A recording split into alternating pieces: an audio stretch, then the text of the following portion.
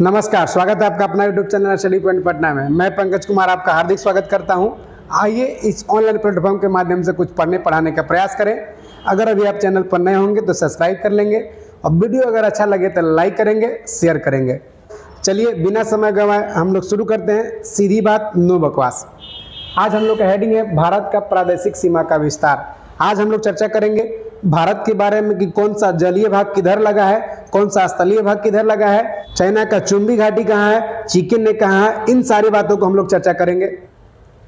भारतीय उपमहाद्वीप में सम्मिलित देश भारत, पाकिस्तान, बांग्लादेश, नेपाल, भूटान। पूछेगा सीधे सीधे क्वेश्चन कि भारतीय उपमहाद्वीप में सम्मिलित देशों की संख्या कितनी है? 5 है। पांचों कौन है? भारत, पाकिस्तान, नेपाल, भूटान और बांग्लादेश। आसानी से क्या याद रखिएगा कि आज़ादी से पहले बांग्लादेश, पाकिस्तान, भारत 3 एक था।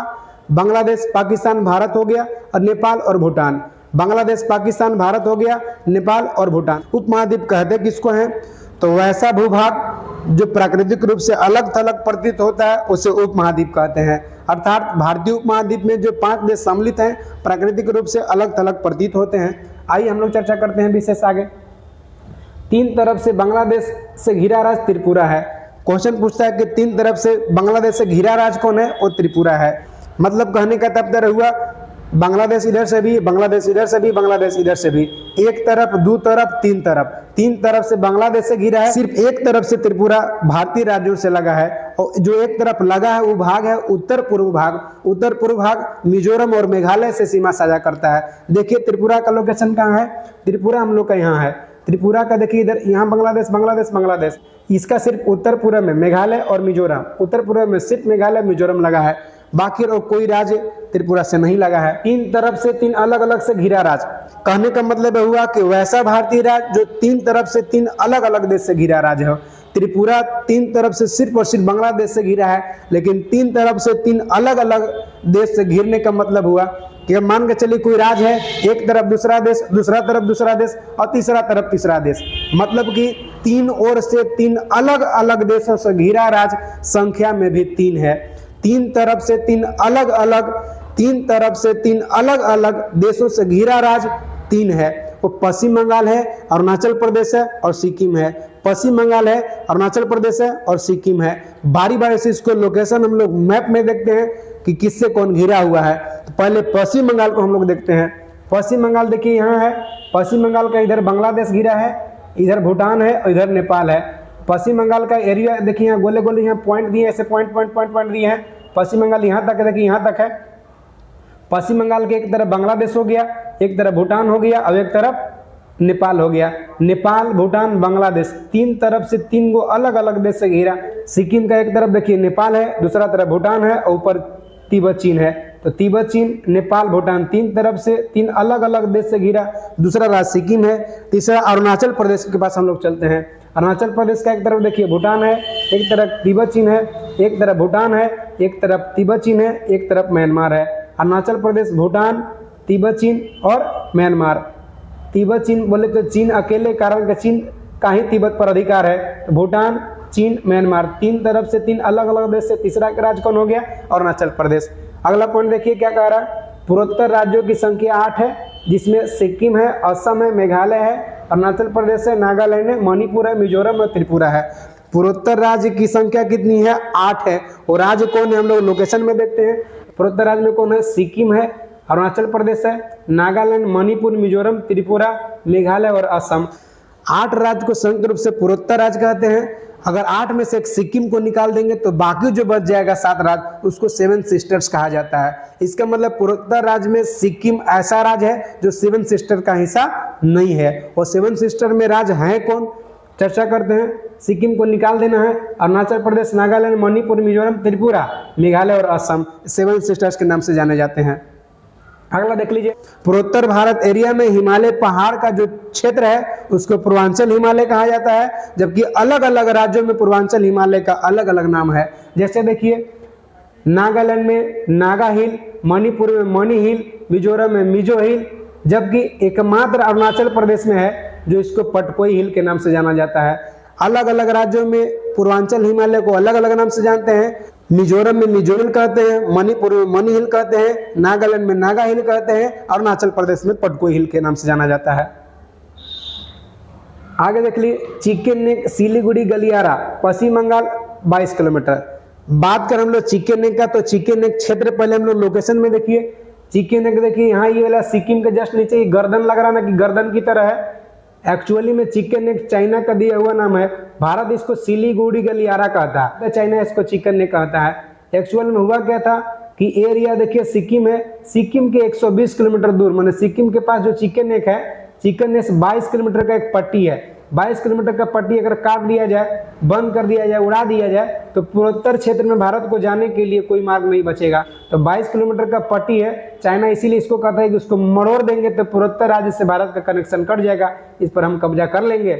इसीलिए इसको भारत चिकन नेक कहता है कि मरोड़ने वाला गर्दन, चिकन नेक, मुर्गा मुर्गी की तरह मरोड़ देंगे चिकन नेक। लेकिन भारतीय फौजी भी वहाँ हाथ में चूड़ियाँ पहन के नहीं बैठे हैं, उन लोग भी हाथ में हथियार लिए हुए हैं, AK-47, AK-203 राइफल लेकर बैठे हुए हैं, मशीन गन लिए हुए हैं। भारतीय सेना चाइना की तरह छोटा छोटा हाइट और छोटा छोटा आंख और कान वाला नहीं है। भारतीय सेना के बड़ी आंख भी है, बड़ा कान भी है, यानी कि अच्छा से सुनाई भी देगा, अच्छा से दिखाई भी देगा। अब अच्छा से दिखाई देगा तो जब चाइना वाले आएंगे तो उसको खोज खोज करके मारेंगे।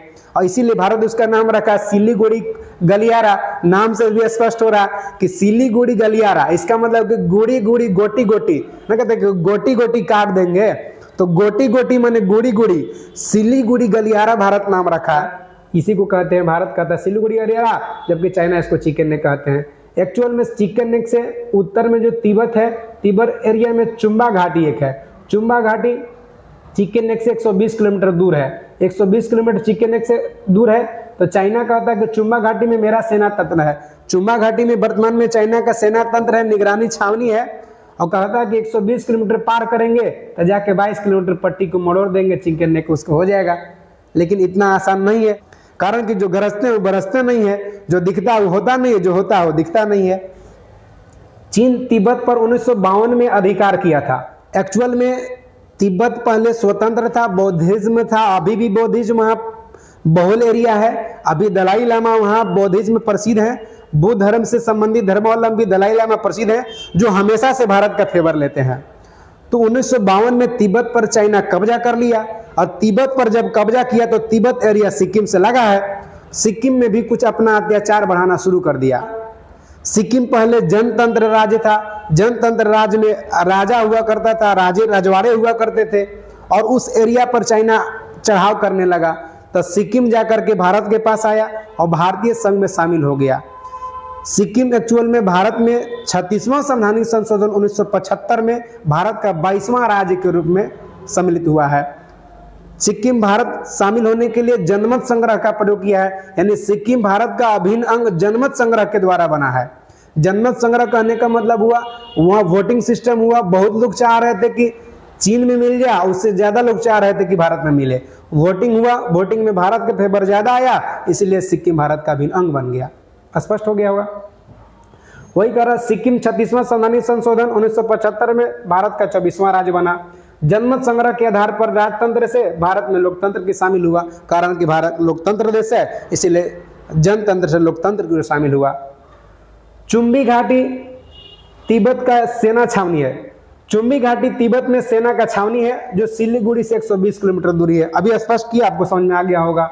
असम 7 सिस्टर्स में 6 राज्य से सीमा बनाता है। 7 सिस्टर पूर्वोत्तर भारत का राज्य, इसमें 7 को संयुक्त रूप से 7 सिस्टर्स कहते हैं, उसमें असम शामिल है। और असम ऐसा 7 सिस्टर्स का राज्य है जो सभी 6 देशों के साथ सीमा साझा करता है।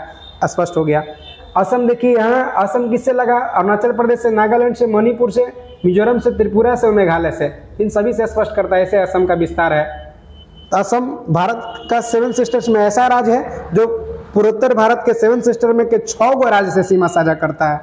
आइए इसे आगे हम लोग बढ़ते हैं। सर्वाधिक राज्यों की सीमा से लगे राज्य उत्तर प्रदेश है, जो 8 राज्य से एक संशासित प्रदेश से लगा हुआ। इसका मतलब कि भारत का उत्तर प्रदेश ऐसा राज्य है जो सबसे अधिक राज्यों से सीमा साझा करता है। सबसे अधिक राज्यों की सीमा से लगा राज्य उत्तर प्रदेश है। 8 गो राज्य से लगा है और एक संशासित प्रदेश से लगा है, अर्थात एक केंद्र शासित प्रदेश दिल्ली, और दिल्ली के अतिरिक्त 8 गो विभिन्न राज्यों से सीमा साझा करता उत्तर प्रदेश। अगला पॉइंट देखिए, भारत के 9 राज्य और 4 केंद्र शासित प्रदेश तट रेखा से लगे हैं।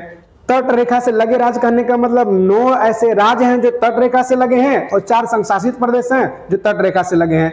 इसका मतलब समझ जाइए आप क्या होगा। से देखिए, यहाँ आपका ये वाला एरिया अरब सागर है, इधर बंगाल की खाड़ी है, तो बंगाल की खाड़ी अरब सागर, यहाँ से यहाँ तक विस्तार जो है पानी वाला एरिया है, ये तट लगा हुआ कहीं ना कहीं, यो तट लगा हुआ कहीं, ये वाला अंडमान निकोबार द्वीप समूह पानी लगा हुआ है, लक्षद्वीप समूह पानी लगा हुआ है। तो ये वाला एरिया यानी पश्चिमी घाट, अभी वाला एरिया यानी पूर्वी घाट, ये पश्चिमी घाट है, ये पूर्वी घाट है, तो पश्चिमी घाट प्लस पूर्वी घाट और अंडमान निकोबार द्वीप समूह और लक्षद्वीप समूह, इन सारे को अगर मिला दे तो ये तटीय सीमा हो जाएंगे, ये तटीय सीमा हो जाएंगे। तो तटीय सीमा बात करें तो भारत में तटीय सीमा का भाग 7516.6 किलोमीटर है। तटीय सीमा का लंबाई 7516.6 किलोमीटर है, जिसमें मुख्य तटीय भाग का लंबाई 6100 किलोमीटर है। मुख्य तटीय भाग बोले तो सिर्फ ये वाला और ये वाला, यानी टोटल अंडमान निकोबार द्वीप समूह, लक्षद्वीप समूह और पश्चिमी घाट पूर्वी घाट, टोटल हो गया 7516.6 किलोमीटर। और मुख्य तटीय भाग में सिर्फ पश्चिमी घाट और सिर्फ पूर्वी घाट, तो मुख्य तटीय भाग की लंबाई 6100 किलोमीटर है। भारत का स्थलीय सीमा की बात करें तो 15,200 किलोमीटर लंबाई है। स्थलीय सीमा कहने का मतलब जो स्थल से सीमा साझा करता हो, तो यहाँ से देखिए गुजरात से ऊपर जो भी ऐसा इधर इधर इधर इधर सब दिखाई दे रहा है, इन सब सारे स्थलीय सीमा से लगे हैं। तो भारत का स्थलीय सीमा का विस्तार कितना 15,200 किलोमीटर है। अब हम लोग यहाँ चर्चा कर रहे थे कि भारत के 9 राज्य और 4 केंद्र शासित प्रदेश जो तट रेखा से लगे हैं। तो 9 राज्य कौन कौन है जो तट रेखा से लगे हैं और 4 केंद्र शासित प्रदेश कौन है जो तट रेखा से लगे हैं, उससे हम लोग चर्चा करते हैं। तो 9 राज्य पहले देख लेते हैं। पश्चिमी घाट में 5 राज्य है, वो पांचों कौन है? गुजरात है, महाराष्ट्र है, गोवा है, कर्नाटक है, केरल है। नीचे से देखिए, केरल, कर्नाटक, गोवा, महाराष्ट्र, गुजरात, 5 गो पश्चिमी घाट का राज्य है जो तटीय से लगा है और 4 पूर्वी घाट का राज्य है जो तटीय से लगा है। वो 4 राज्य कौन है? तमिलनाडु, आंध्र प्रदेश, उड़ीसा, पश्चिमी बंगाल। ऊपर से आ जाइए, पश्चिम बंगाल, उड़ीसा, आंध्र प्रदेश, तमिलनाडु, 4 राज्य पूर्वी घाट का है जो तट से लगा है।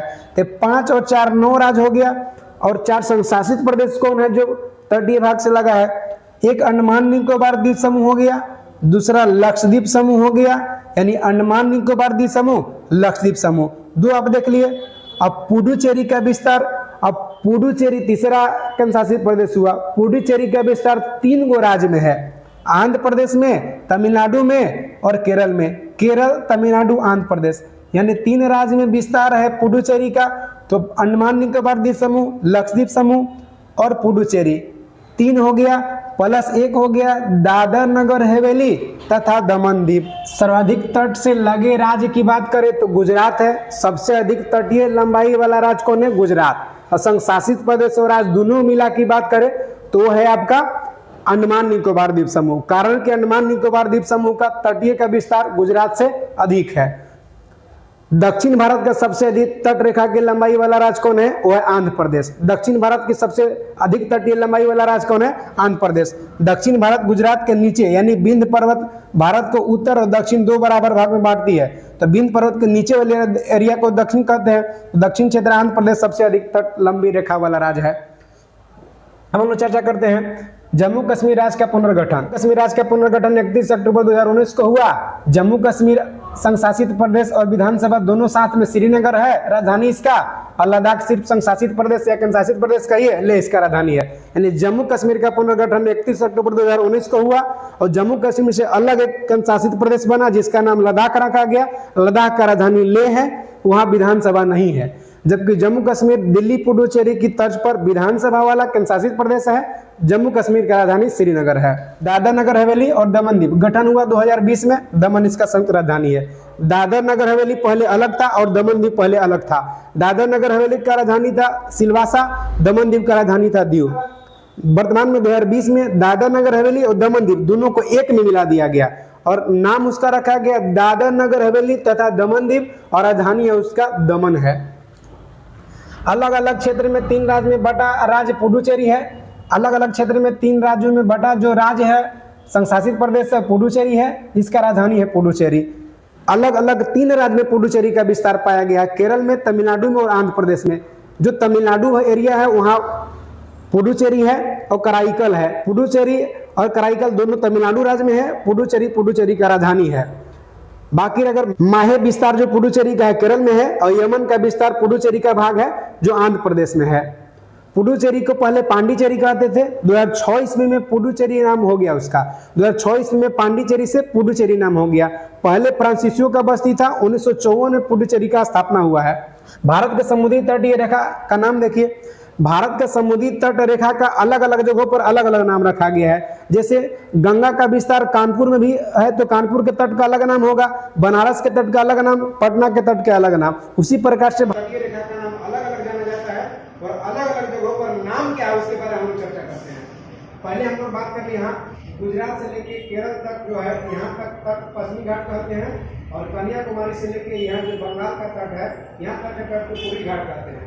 यानी पश्चिमी घाट तक हो गया, ये पूर्वी घाट तक हो गया।